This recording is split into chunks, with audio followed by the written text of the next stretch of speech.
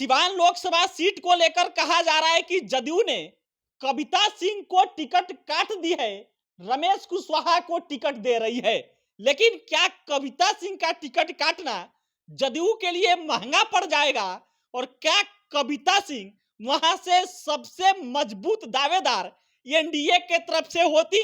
अगर कविता सिंह को NDA ticket देगी तो एक बार फिर से सिवान सीट पर एनडीए का झंडा कविता सिंह लहरा देंगी। ऐसा क्यों कह रहे हैं? तो राजनीतिक पंडित जो इस पर चर्चा कर रहे हैं वो कह रहे हैं कि सिवान सीट पर अभी भी सबसे मजबूत दावेदार कविता सिंह है।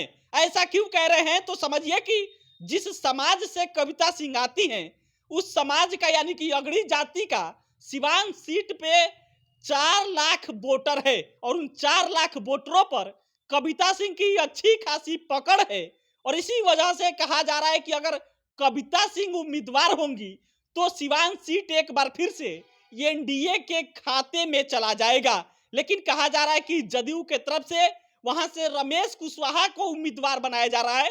वो रमेश कुशवाहा जिनके समाज का सिवान लोकसभा क्षेत्र में लगभग 1,25,000 वोट है, उनको कहा जा रहा है कि एनडीए का वहां से उम्मीदवार बनाया जा रहा है। लेकिन जो राजनीतिक पंडित है वो कह रहे हैं कि अगर कविता सिंह वहां से एनडीए के उम्मीदवार नहीं होंगी तो वहां से एनडीए वो सीट हार सकती है। और वहां से सबसे मजबूत जो निर्दलीय उम्मीदवार हैं वो शहाबुद्दीन साहब की पत्नी हिना साहब है और हिना साहब के खिलाफ सबसे मजबूत उम्मीदवार कविता सिंह होती, क्योंकि कविता सिंह पहले ही 2019 की लोकसभा चुनाव में हिना साहब को एक बार हरा चुकी हैं और दूसरी बार 2024 में कविता सिंह ही हिना साहब को चुनाव हरा पाती। और इस वजह से कहा जा रहा है कि अगर कविता सिंह वहां से उम्मीदवार बनती तब शायद वहां से एनडीए एक बार फिर से वो सीट जीत जाता। लेकिन कविता सिंह का टिकट काटना क्या एनडीए के लिए महंगा पड़ जाएगा?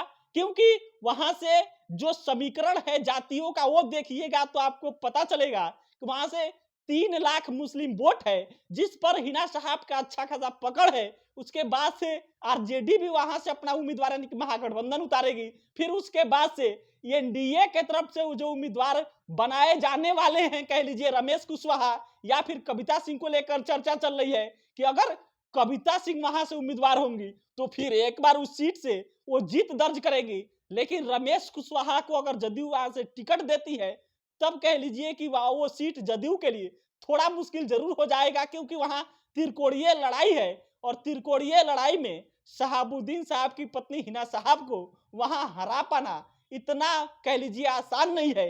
और एक कविता सिंह के लिए आसान है कि हिना साहब को कविता सिंह हरा देंगी, क्योंकि कविता सिंह एक बार पहले ये रिकॉर्ड रहा है कि 2019 में वो हिना साहब को हरा चुकी हैं। ये राजनीतिक पंडित कह रहे हैं कि कविता सिंह का टिकट काटना एनडीए के लिए महंगा पड़ सकता है। अगर कविता सिंह का टिकट एनडीए काट लेगी तब समझिए कि एनडीए के लिए सिवान सीट जीतना इतना आसान नहीं होगा। यह सब सूत्र के हवाले से कहा जा रहा है कि कविता सिंह का टिकट काटा जा रहा है। लेकिन रमेश कुशवाहा वहां से उम्मीदवार बनेंगे तो कितने मजबूत और दावेदार होंगे, इस पर आप लोग प्रतिक्रिया दीजिएगा। और कविता सिंह अगर उम्मीदवार होंगी तो वो कितने कह लीजिए मजबूत दावेदार होंगी, क्या उस सीट को जीत लेंगे, इस पर भी अपनी प्रतिक्रिया दीजिएगा। क्योंकि सोशल मीडिया और राजनीतिक पंडित जो कह रहे हैं वो कह रहे हैं कि शहाबुद्दीन साहब की पत्नी के खिलाफ सबसे मजबूत दावेदार कविता सिंह ही होंगी। इस पर आप क्या सोचते हैं? प्रतिक्रिया दीजिएगा। बहुत बहुत धन्यवाद।